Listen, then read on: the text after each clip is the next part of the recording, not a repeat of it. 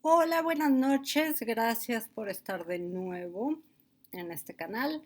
Disculpen tanto el lapso mucho más largo de lo usual entre una y otra aparición de textos aquí, pero he estado un poco enferma, de ahí que también si me veo un poco desmejorada o parezco muerta en vida, es por eso. El texto de hoy es ligero, lo escribí en estos días justamente, pero es una historia que pasó hace algunos años aquí en Guanajuato. No voy a dar el título porque decidí que fuera este un texto por entregas, así que si dijera el título que lleva, daría el final del relato, develaría el final del relato. Entonces vamos a empezar. Hace algunos años bajé al centro.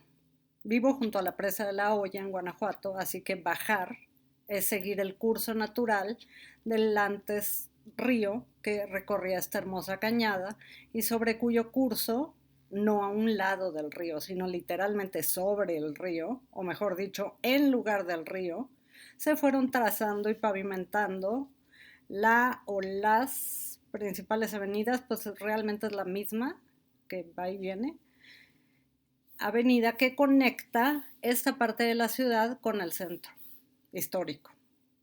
Si bien todo Guanajuato es histórico, es decir, el Guanajuato que habita aún la cañada y sus linderos originarios de la riquísima ciudad minera que fue durante la colonia y después, digamos hasta mediados del siglo XX, fue una ciudad sumamente rica.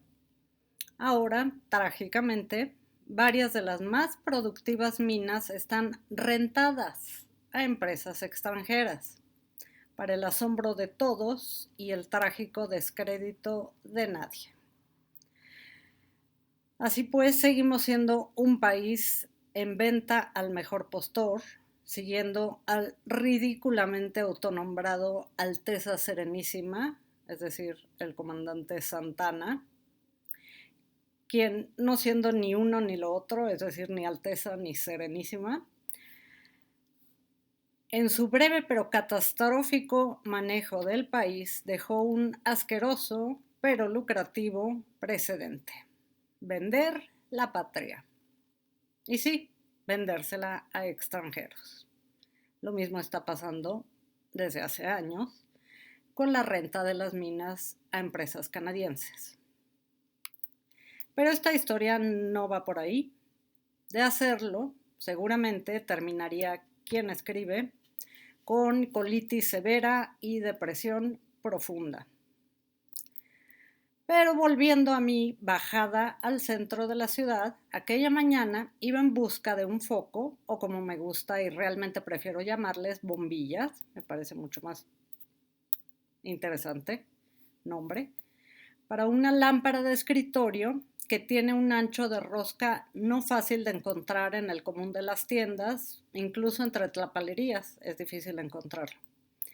Así fue como llegué a la tienda de enseres eléctricos ubicada en la llamada Plaza de la Paz, que es el centro de la ciudad. Cuando entré, como suele suceder aquí a veces, no había nadie tras el mostrador. Esperé un rato después de haber dicho buenos días con entusiasmo y creía yo en un volumen de voz suficiente para ser audible en el local, pero nada, no pasó nada, nadie aparecía. Esperé otro lapso, entre 5 y 10 minutos, considerando que esta ciudad siempre ofrece excelentes oportunidades para ejercitar la paciencia. Y volví a decir, buenos días, cuando noté una puerta más cerrada que abierta a un costado del mostrador, de la que emanaba solamente otro tipo de oscuridad que aquella que ya se había sentado también detrás del mostrador, como contagiada por esa sombra interior que poco a poco parecía ir tomando el espacio, reclamándolo como suyo, a pesar del candente sol y extraluminosa luz exterior, muy característica del Bajío, por lo que regala increíbles amaneceres y atardeceres. Curioso, pensé, siendo una tienda de focos y bombillas y enseres eléctricos que esté tan poco iluminada.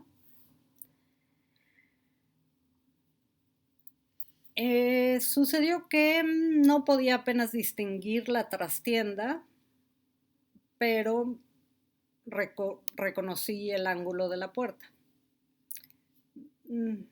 El que estuviera todo en tanta penumbra no pareció una señal promisoria, pero a pesar del ausente vendedor y la casi ausente luz eléctrica, seguía esperando, mientras intentaba recordar dónde habría otra tienda similar a una distancia caminable.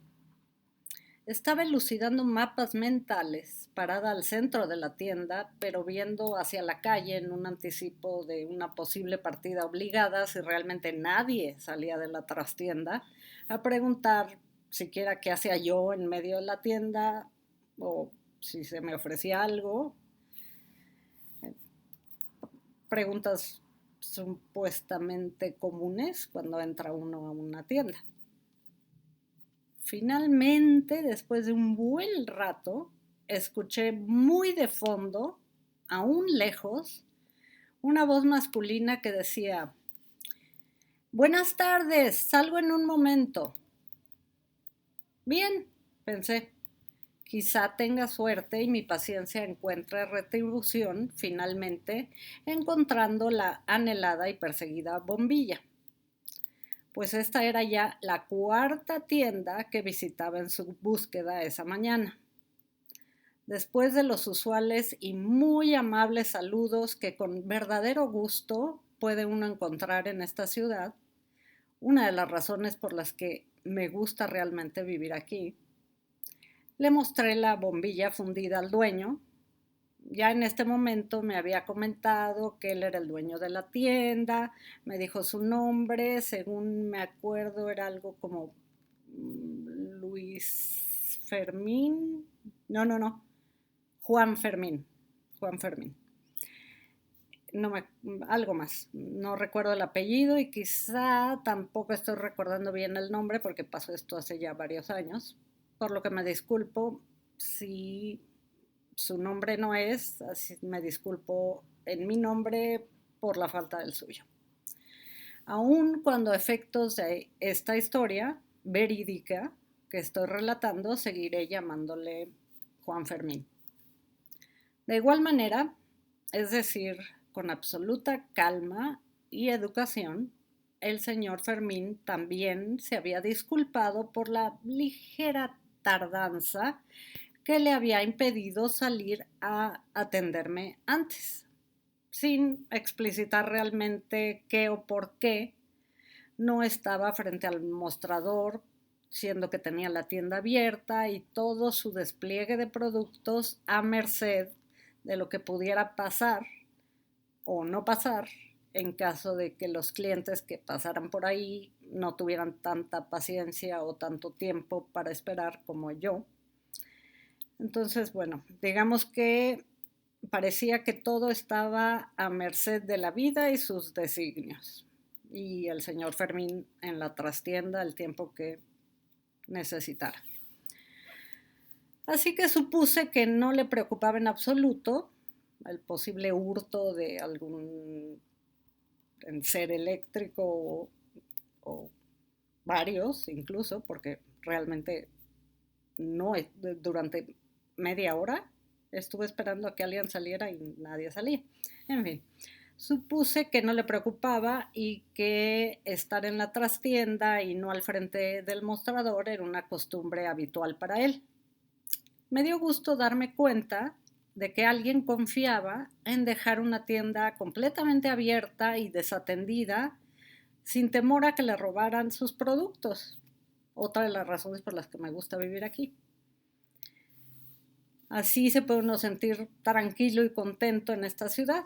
Decidí, mientras el hombre recorría todos los cajones de madera de un estante, sin duda de principios del siglo XX, con un sinfín de diversidad de tamaños y formatos de cajones, todos perfectamente combinados con jaladeras de latón, nunca bruñido, sino por el posar de los dedos que los abren y cierran desde que existe el mueble.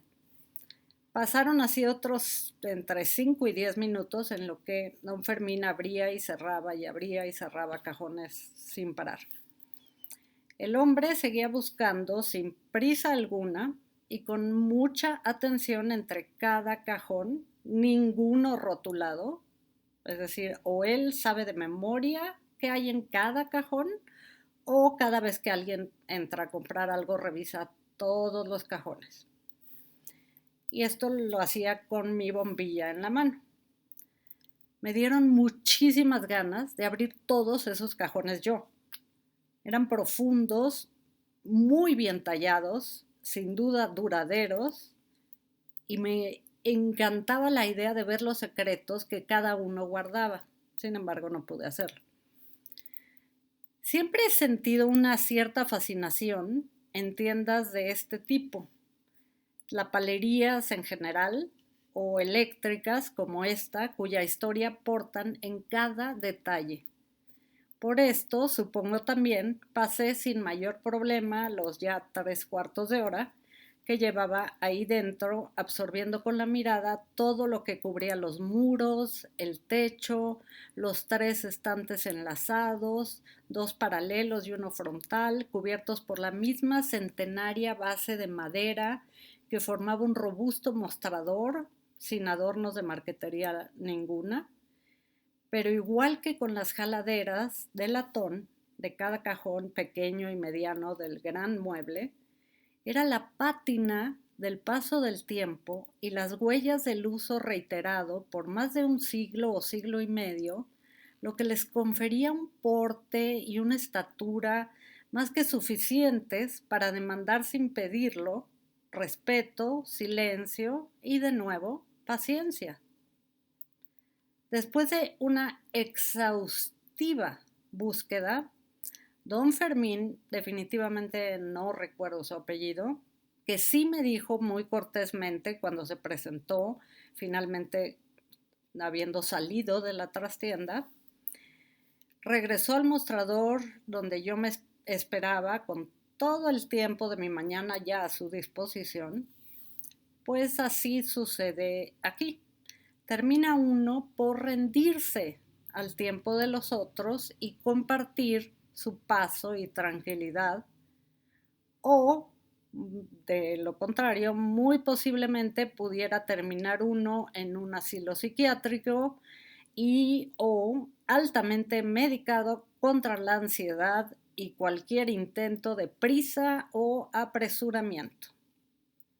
Me regresó mi pequeñita bombilla fundida que había sostenido todo este tiempo en una mano sin romperla, lo que señala y reafirmó ante mí su naturaleza imperturbable, pues pudiera haber apretado un poquito más una de las manos con y los delgadísimos contornos de vidrio de la bombilla habrían colapsado de inmediato y sin mucha fuerza, pero esto nunca pasó. Ciertamente, en este punto, el señor Juan Fermín merecía ya todo mi respeto. Finalmente me dijo, pues siento decirle que no la tengo. Silencio. Pregunté si habría posibilidad de encargarla o si quizá pudiera llegar en el siguiente surtido regular de la tienda, propuestas ante las que se quedó en absoluto silencio, cuidadosamente considerándolas. Siguieron pasando los minutos en este silencio compartido e inmóvil hasta que empezó poco a poco a moverse hacia otra parte del mostrador, donde muy suspicaz y efectivamente se camuflajeaba una parte libre para abrir hacia arriba entre goznes unidos con el resto por uno de sus lados. Mientras esto sucedía, pensé que quizá había recordado algún otro espacio entre la multitud de focos exteriores en el que pudiera estar enroscada una bombilla que fuera réplica de la que yo necesitaba. Pero en lugar de eso, se dirigió a la gran puerta que empezó a cerrar mientras me decía, mire, le quiero comentar algo que nadie sabe, por eso prefiero que cerremos la puerta mientras tanto, si a usted no le incomoda. Un tanto desconcertada, decidí confiar en el señor Juan Fermín y le dije que estaba de acuerdo si a él le parecía necesario cerrar la puerta. Mi intriga por lo que pudiera decir a continuación crecía por segundos. Así, el señor cerró la puerta con 3 o 4 distintos picaportes, ganchos a piso y techo, dejando solamente sin cerrar un último gran candado con el que usualmente, imaginé, terminaba la dinámica de cierre completo de la puerta exterior del local. La penumbra se asentó ahora sí por completo dentro de la tienda y el hombre regresó a la trastienda con un paso ligeramente más veloz que su andar calmo habitual. Volvió a desaparecer. Así fue que de un momento a otro me encontré en medio de una tienda centenaria de productos eléctricos en plena mañana, oyendo alejarse el bullicio exterior entre conductores y peatones conforme se fue cerrando la puerta. Afortunadamente, por todos los años que pasé en el cuarto oscuro cuando trabajaba como fotógrafa, mi mirada estaba más que acostumbrada a pasar de la luz a la penumbra en pocos segundos. Este aprendizaje que pensaba ya haber perdido cuando desolada me quedé ante la pérdida de la práctica fotográfica analógica y sus realmente mágicos misterios alquímicos que resultaban imposibles de permanecer no cautivo a ellos una vez aprendidos tan a fondo que muchas veces revelaba y lavaba filmes e impresiones con los ojos cerrados para descansar de la luz roja que iluminaba como única fuente luminosa eléctrica no dañina a películas y papeles fotosensibles. Ese es el tipo de luz que se usa en los cuartos oscuros. Pues resultó que este aprendizaje de pronta adaptación a condiciones y cambios de iluminación muy extremos se había guardado en mis neuronas y reflejos corporales, esta vez ópticos, lo cual me tranquilizó y me llenó de nostalgia, así como me dio una gran alegría darme cuenta que todos esos años estaban aún vivamente guardados en mis retinas. Así que en la soledad y silencio repasé con la mirada todos los rincones y superficies de la tienda de nuevo, en esta nueva penumbra. Y empecé a imaginar los orígenes del lugar donde estaba parada, seguramente a mediados del siglo XIX. Los clientes con sombrero de bombín, traje de 3 piezas, reloj de bolsillo, guantes, bastón, así como las mujeres, siempre en pares o tríos, seguidas de cerca por alguna de las mujeres de servicio que trabajaban en sus casas o alguna de las nanas que las cuidaron desde niñas.